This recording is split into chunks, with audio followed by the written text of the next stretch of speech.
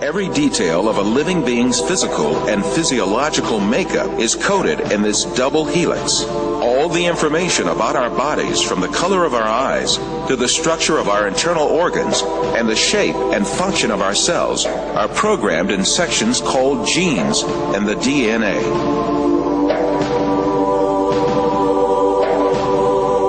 The DNA code is made up of the sequence of 4 different bases.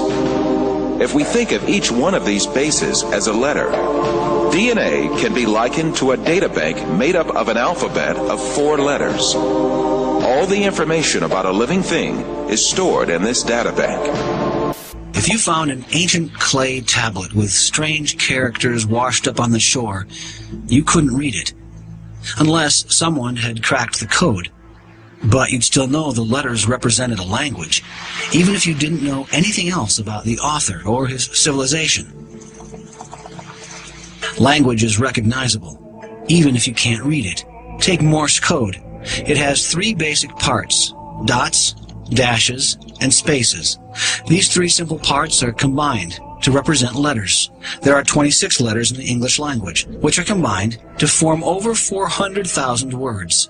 Those words can, of course, be combined into an infinite number of sequences or sentences. There is evidence that DNA represents a language.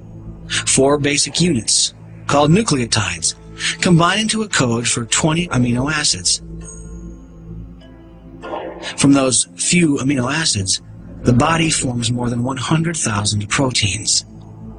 Even if you can't read DNA, it still has all the hallmarks of language, a language that biologists are just now beginning to crack. Every tiny cell in our body is packed with 3 feet of DNA, 3 billion nucleotides. The similarity between DNA and human language is uncanny. In addition to codes, both use similar techniques to pack, access, rearrange, copy, and translate information. DNA seems to represent a language, the language of life. An unseen author, the creator of heaven and earth, has left a testimony of his existence in the DNA of every living thing. The information that is stored in the DNA molecule is pointing back to a designing intelligence. Now, why do I say that? It has to do with what we know about the cause and effect structure of the world. Our local hero in Seattle, Bill Gates, says that DNA is like a software program, only much more complex than any we've ever created. And that's a very suggestive remark, because we know that programs always come from programmers.